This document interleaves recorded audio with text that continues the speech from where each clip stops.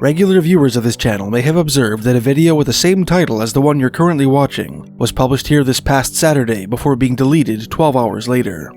This video featured untold Canadian Sasquatch stories, drawn from the unpublished newsletters of the British Columbia Scientific Cryptozoology Club, or BCSCC, and was intended to be the pilot episode of a long and interesting series. About half a day after I published the episode, I was contacted by a representative of the BCSCC, avowedly alerted by a viewer of this channel, who asked that I delete the video, remove old club newsletters from the digital Gary Mangiacopra archive, and refrain from drawing from BCSCC material without written permission, with which requests I complied. So unfortunately, the secret Sasquatch files of the BCSCC will remain secret. Serendipitously, that very night, my friend and fellow researcher Kevin Gould, author of the excellent Fortean blog thunderbirdphoto.com, link in description, introduced me to a whole new realm of Canadian Bigfoot material, equally deserving of the title Secret Sasquatch Files, which frankly blew my mind. Until Kevin's revelation, I had been under the impression that, with the massive exception of First Nations tradition, as well as a scattering of fur trade and settler tales, most of them from the subarctic, Canadian wildman stories were largely creatures of the 20th century in the Pacific Northwest, first brought to public awareness by Chehalis Indian agent J.W. Burns' famous article in the April 1929 issue of Maclean's magazine on the legendary Sasquatch of Harrison Lake and the Lillooet Mountains.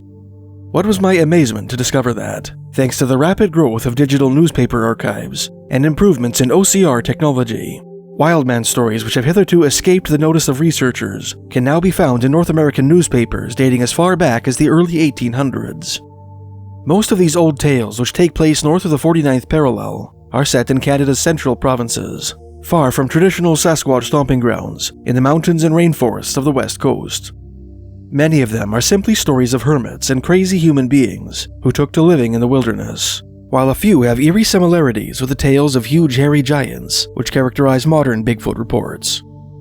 The most interesting have elements of both of these archetypes, according with an ancient belief shared by First Nations across the continent, a theory largely neglected by Sasquatch researchers, that wild men are really human beings, transmogrified into hairy giants by some mysterious elemental force. Although America's early non-indigenous wildman lore is far richer than Canada's, doubtless due to settler proliferation in the Midwestern and Southeastern United States, the Great White North makes a modest contribution to this forgotten anthology. In this series, we will uncover Canada's secret Sasquatch files. The oldest wildman story to be published in a Canadian newspaper was printed in the August 7, 1847 issue of the Halifax Herald, and reproduced in the same issue of the British Whig in the General Advertiser for Canada West, a paper based out of Kingston, Ontario. The story is set on Cape Breton Island, a rugged mass of lakes and highlands off the northern tip of the Nova Scotian peninsula, whose inhabitants are a quintessential mix of maritime Canadians, composed chiefly of Anglo-Celtic Britons, Acadian French, and indigenous Mi'kmaq. The article describes a strange and reclusive man who lived in the island's forest, whose case makes an interesting comparison with some of the more sensational wildman stories we will explore later in this series. Believed to be born of Scottish immigrants who took up residence in the town of Sydney, Nova Scotia, this hermit allegedly spent his childhood roaming the woods of Cape Breton, sometimes for days at a time. When his parents died, he is supposed to have taken to the forest, where his lifestyle degenerated into one of abject savagery. By the time well-meaning humanitarians captured him in the summer of 1847 and brought him to Halifax's poor asylum in an attempt to rehabilitate him, he was living in a state of total nudity and had apparently lost the ability to communicate. He is both deaf and dumb, the article explained, and his appearance is extremely haggard. He remains generally, whether awake or asleep, in a sitting position. His skin is considerably shriveled from constant exposure to the weather, and his whole deportment resembles more that of an inferior animal than of a human being. When food is offered him, he seizes it, and pressing it to his mouth with both hands, devours it ravenously. He is remarkably fond of salt, which he eats in large quantities. The first steps toward civilization have been partially successful, he having learned the use of the spoon, and to a limited extent, allowed his body to be covered with light wearing apparel. 23 years later, a tantalizing notice appeared in the September 27, 1870 issue of the Hamilton Spectator, describing a wild man sighting made in Ontario's Southwold Township, on the northern shores of Lake Erie, just south of the city of London. A man who had no clothes on to speak of, the piece declared, who is partially covered with hair and climbs trees like a squirrel, pervades the bush in Southwold Township. Despite its brevity, this short announcement evokes images of an unusually hairy, tree-climbing human being, more akin to the so-called woodwoes, or wild man of the woods of medieval European legend, than the hulking mountain giant which dominates modern Sasquatch reports. This eerie notion suggests three possible candidates for the subject's identity. The first explanation, the most prosaic and perhaps the most likely of the three, is that the subject was a mentally ill man who took to living like an animal in the woods after suffering a mental break with reality. Canadian newspapers, letters, and journals are filled with stories of woodsmen who lost their minds after years of isolation in the bush. The hairiness ascribed to the man in this story may simply be the product of genetics, perhaps augmented to uncanny proportions by the witness to this alarming anthropoid aberration. A less conventional explanation is that the Wild Man of Southwold Township was a surviving member of some ancient hominid species thought to be long extinct, a scattering of whom may have eked out a miserable existence in the Canadian wilderness in the late 19th century. This outlandish notion is supported by an old Cree and Ojibwe legend, which we've explored in a previous piece, which holds that wild men called the hairy hearts or the hairy breasts, reminiscent of the Neanderthal of modern anthropology, dwelled in the wilderness of the Canadian Shield, just north of the Great Lakes, in the not-so-distant past. These archaic people are said to have preyed on both humans and wild game, killing their quarry by running them down, tackling them, and tearing them open with knives of stone or bone. A third possible explanation, and perhaps the most difficult to swallow, is that the creature spotted in the bush north of Lake Erie was a woodsman undergoing some sort of mysterious metamorphosis resultant of his wild lifestyle, developing the mental and physical characteristics of a wild beast, either as a natural adaptation to his harsh environment or under the influence of some demonic or elemental spirit. This bizarre concept, laughable to the modern mind, is not only a universal motif in First Nations tradition, but also has a precedent in the natural world, and is hinted at in many of the newspaper articles we will explore in this series. From the Atlantic to the Pacific to the Arctic, native peoples across the continent have traditional stories about evil spirits that possess human beings whom they find lost in the wilderness, or who make themselves vulnerable to their influence by committing some moral transgression. Victims under the spells of these demonic entities are lured to the wilderness, where they gradually transform into monstrous creatures which bear only vague resemblance to their former human forms. On Vancouver Island, British Columbia, the native Nuchalnuth and Kwakwakiwak have traditional tales about a creature called the Bakwas, or Wild Man of the Woods, who haunts the banks of rivers and streams. This gaunt and frightening entity, with pale skin and long hair, offers food to lost travelers.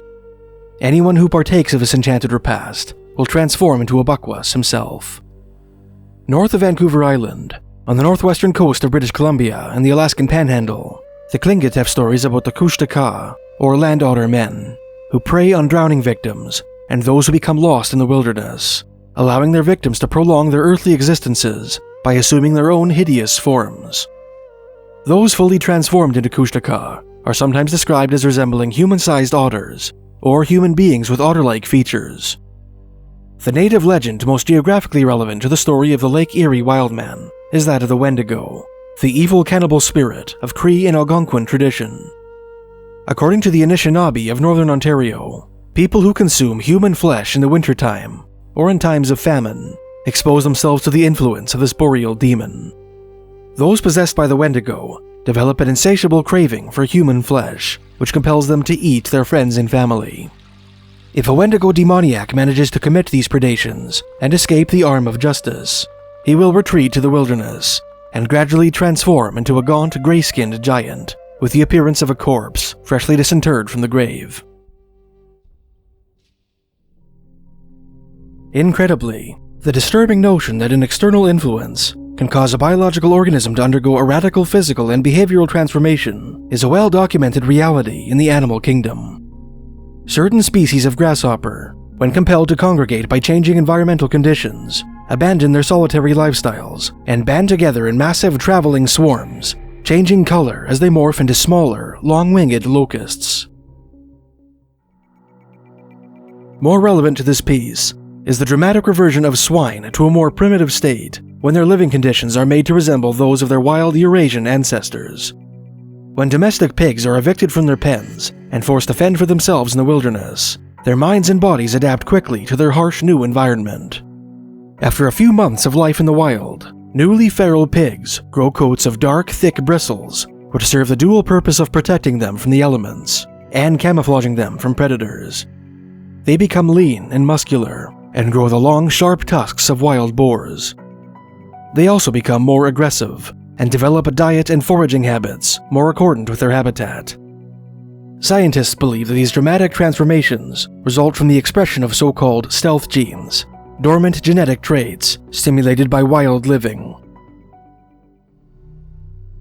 When considered in light of the wild man phenomenon, the adaptability of domestic pigs begets the uncomfortable notion that some human beings might be endowed with stealth genes, which, if activated by environmental pressure, might cause them to revert to a feral state, developing the hairy coat, robust build, and antisocial behavior exhibited by legendary wild men the world over. The Squirrel Man of London was not the only wild man reported in east-central Canada in the 1870s.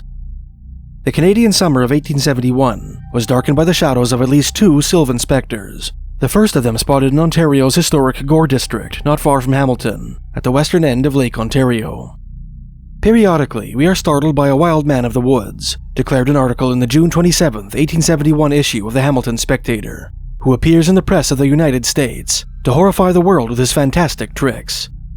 And now we have nearer home not a wild man, but a wild boy, treading the forest recesses of the Gore, to the unease of men and the awe of maids. He was first seen about 2 weeks ago, on the edge of the forest extending about 1.5 miles, and situated about 4 miles from the city. 5 residents of the neighborhood, passing by the bush, saw him wandering aimlessly about, and made an effort to enter into conversation. But he no sooner saw them than he appeared to be very much frightened, and bounded off into the woods with the fleetness of a deer. He wore a peculiarly wild and haggard aspect, with nothing to cover him but a pair of dark pantaloons and a white shirt, both of which are torn and hanging in shreds to his person. One sleeve of his shirt was entirely gone. His hair, all matted and awry, lent him a lost and savage look. He has been seen on several occasions, but has always eluded his watchers, perhaps too timid to pursue him, and escaped from their sight into the depths of the wood. How he manages to subsist may be imagined from the fact that one day, in the latter part of last week, an old resident whose name is in our possession suddenly surprised him while reclining on a knoll, and, Nebuchadnezzar-like, plucking the grass and herbs around him to eat. The old gentleman in question hallooed to attract his attention, when the unfortunate demented being hastily arose, uttered a howl of dismay, and ambled off as fast as he could to his shadowy retreat. The article went on to explain how several search parties went out in the woods with the intention of retrieving the boy and bringing him back to civilization, adding that locals believed he had taken up residence in a cave. No one knows who he is, the article concluded, where he came from, or by what strange hallucination he has been prompted to run wild in the woods. It may not be out of place here to insert a word on the grass-plucking Nebuchadnezzar with whom the article compared the boy. King Nebuchadnezzar II ruled the Second Babylonian Empire of ancient Mesopotamia in the 6th century BC. According to the Book of Daniel, part of the Ketuvim of Hebrew Scripture, and one of the prophetic books of the Christian Old Testament, God punished Nebuchadnezzar for his hubris by taking his sanity from him for a period of 7 years, during which the king was driven away from among men, and did eat grass like an ox, and his body was wet with the dew of heaven, till his hairs grew like the feathers of an eagle, and his nails like the bird's claws. About a month and a half after the wild boy was reported in the Hamilton Spectator, another wild man was alluded to in the August 15, 1871 issue of the Montreal Star. This mysterious figure appears to have dwelled on the eastern slopes of Mount Royal, the solitary island eminence for which the surrounding city of Montreal, Quebec was named, and terrorized the residents of the Griffintown neighborhood between the Promontory's Foot and the St. Lawrence River.